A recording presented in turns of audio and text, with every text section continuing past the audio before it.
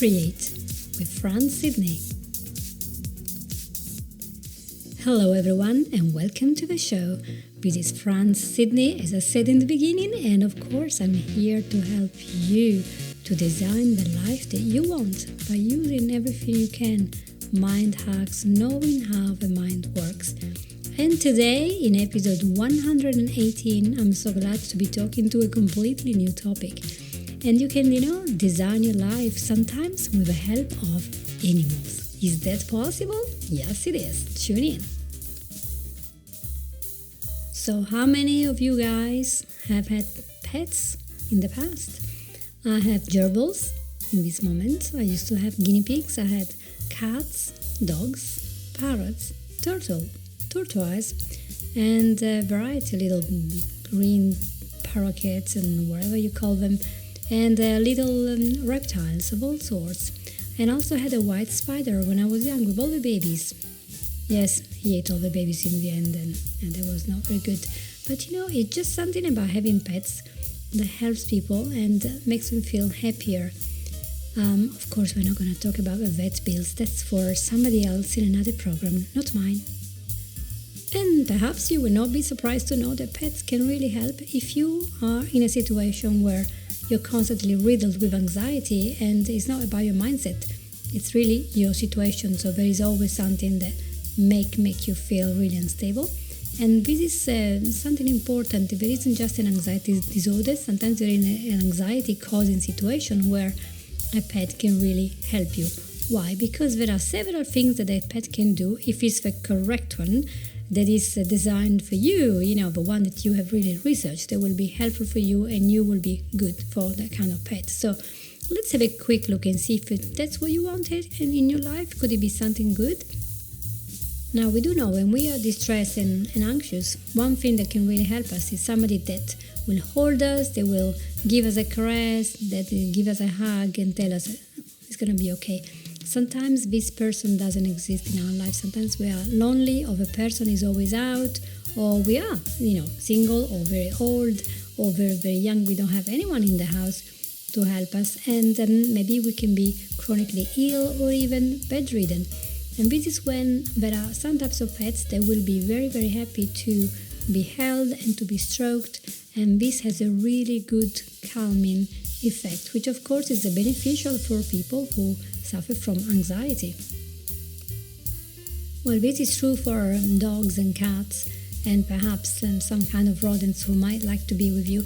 Other pets will not do that, so if you hope to cuddle your pet snake, it might not be very effective for anxiety, but just saying. So research very well what type of pet you would like. I think, we all like cuddly toys when we are young, soft toys. They resemble teddies and bunnies and whatever. And so when we grow up, we have these fond memories. And that's another reason why having a pet that we can cuddle up with, nice and warm, that jump to your lap and just stay there, no problem. It's just so soothing and calming for most people. As you will know, if you have anxiety, or if you have listened to a few of my episodes, anxiety means that we turn to one thing and we focus to that thing, and it becomes bigger and bigger until we have a panic attack, when it's getting to the extreme. And this is when we can stop this escalation. If we have a pet that we can focus on, maybe we are taking off our worries for a minute and just looking at what the pet is doing. Maybe it's a little kitten and is doing something fun, and we just forget for a minute what's going on, because pets need more than food and walking, and they just need love and attention. And so sometimes just being focused on something else has a huge effect on our behavior, because when we take care of somebody else, including a little animal, everything else seems to be more balanced. So even if you think, oh my gosh, the world is ending, I can't kill myself today because the dog needs to go out. Isn't that amazing? But that's how the human mind works. Sometimes we take those 5 minutes and then we forget that we felt so bad, and that we have, the hour break and respite. As you know, being alone is not very good for people who suffer from anxiety, because they're always worried about something that might happen to them. The heating doesn't work. Somebody will come in the night and try to open the door. A loud noise might scare them. So everything can be dangerous, but when you have a pet, and this pet is trained particularly, it can be very, very useful to have him around. It's somebody there in the house when you are on your own, and somehow you don't feel like you are completely alone. And plus, an animal will actually hear strangers and hear noises and alert you before you even notice that something is going on. So you are kind of more relaxed. Another part that I wanted to talk about is the thing that, everyone has a stressful life nowadays. We have so much going on, and it can be quite difficult to live day by day. And sometimes just the fact that we are going out to take the pet out to do something can take the focus off all the problems, because you're trying to make that pet happy. Just for a few minutes with a cuddle, with a walk, or changing the bedding, and whatever the pet, changing the water. If it's a fish, I've never seen anyone cuddling a fish, but maybe just feeding the fish can be fun. And they're just so helpful to just distract yourself.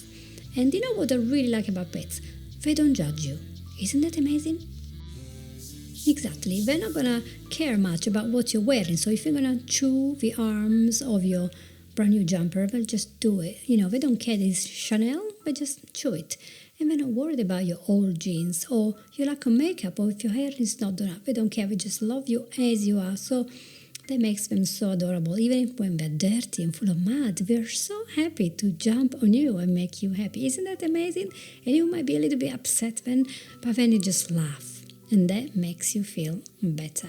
So it's important that being with your pet makes your anxiety lesser and less cumbersome to you, because it's also something interesting when you go out with your pet, or people come to see you and you have a pet. You can actually interact with others because of that pet. It's like having a baby in the pram. Oh, what's the name of your baby? Or what's the name of your dog? What a beautiful coat of fur. What's your cat's name? Although I've never seen anyone taking the cat for a walk. That would be a very interesting experience. Now, we live in a world full of singles, people who broke up, divorced, single, never married, widows.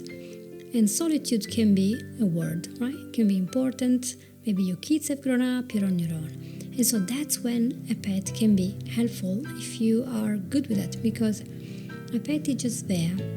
He just loves you. He just wants you. And you don't have to convince him to look good or anything, as long as you take care of him and give him some love back. They're just so happy to see you, and that is wonderful, soothing, calming, relaxing, and we all want to be loved by somebody, even if it's just a dog. And actually, what does it mean, just? I think they're a special soul sent to earth to help people. So, yes, it's a great thing to have one. The fun thing is that researchers have been studying this topic of having a pet, particularly dogs. Is that going to be helpful for people? And they found out, even measuring the stress reaction, the blood pressure of people, the people who had a pet scored better in all those stress tests. And I remember one of the tests was about arithmetics, which apparently is very good for stressing people. I wonder why. So it was very, very good. And there are psychiatric service dogs that have been trained to assist people who have PTSD, depression, anxiety, bipolar. So it doesn't matter what type of dog, all sorts of breeds and sizes can be used, depending on what you want to do with them. Are you going to go to public places and etc. And they have special permission to go in lots of places. So there is something very good that science is understanding that pets have a really special power with our mind to keep us soothed and calm. Amazing. Of course, pets can also be trained, especially dogs, to alert you in case of noises, something happens, alert you when you are getting yourself in trouble, if you are falling. So people who are always worried, so they have anxiety because they think they're going to fall, they have special trained animals that can help them. And so this is just like a really good thing, There isn't just the emotional support, but there is also the practical support on helping you to turn on lights. They're trained to do this stuff. So I really have a great admiration for those who train special dogs for helping people, so people can have a more independent life, which makes them feel less anxious about being on their own. Now, I don't want you to think only about cats and dogs, snakes and rabbits. There are also different pets. For example, you can have chicken, ducks, and all sorts of birds. And the difference is that chicken lay eggs, which, hens do. They can be useful, if you eat eggs. And so there is this cycle of nature and understanding season and having babies and seeing these eggs hatching. And that could be, the whole process can be quite interesting and quite distracting from other problems that are in your life. So there is something interesting in that. Of course, all this discussion about pets doesn't mean that you should have a pet just because you have anxiety. It's a great idea to consider all the aspects of having a pet because it's just like having a child. You have lots of responsibility for the welfare of the animal. The vet bills, depending on the animal, can be sky high, and a vet has to be paid to do his job. He's done so much work to learn his job, and the pet can be very difficult to help because they cannot tell you where it hurts. They cannot tell you, I got a headache, I'm not feeling great today, I got a cavity. They just cannot talk. So you can become anxious if you get a pet that is high maintenance and is constantly ill, and you have become attached to this pet. I do know people that spend thousands of pounds for their dog, and then he died of cancer, and they spend something like £6,000 in a year.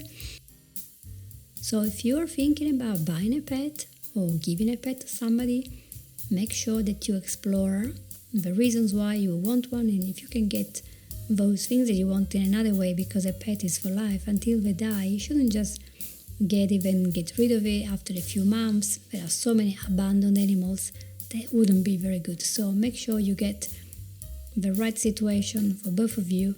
And of course, if the anxiety is still there after you have a pet, that's the time to take a therapist, phone number and email address, and contact them to really work on that part of your life that is the anxiety, and see why you have it, so the pet can be an additional thing and not just your only crutch. What is wonderful about pets, they don't have hate speech, they don't talk to you to put you down, they really just want to please you. They're there, they have their own life. You have to understand that they have their own needs to sleep, to eat, to be social with other animals. So it's very important to treat them well, kindly, give them what they need, and don't just force them to be in a sad situation, painful situation. Don't beat them or anything, so be very kind to your pets. Otherwise, do not have pets, and find maybe another way of soothing your own anxiety, but do not use animals, people, substances to soothe that anxiety. Find out where is it coming from, why is it there, and then work from there with your therapist. And of course, last comment, if you are not willing to take responsibility for a pet all year round, don't have a pet, because then it's important to know when you're going on holiday, is this pet going to suffer? One thing is to leave a spider or a snail, another thing is to leave a mammal or a bird that knows you well. They can really suffer because you're not there. So make sure when you make the decision that you thought about not only your own mental wellness, but the one of the animal that will be sharing the house or the garden with you. So short and sweet this week, just a little episode because I wanted to make sure we talk about animals. I love animals.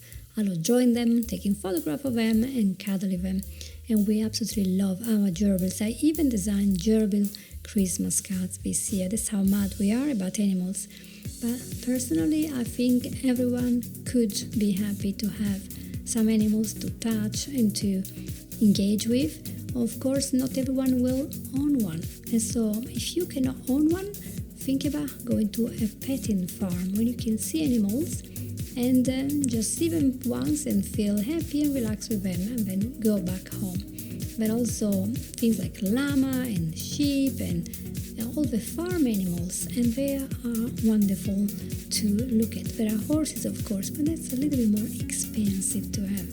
So I wanted to have lots of ideas, and tell me what your favorite pets are and how they make you feel. I would love to know about that. So thank you very much for being with me today. I hope you enjoyed this episode, and I will see you next week. Take care. Bye-bye. You've listened to Create with Fran Sydney.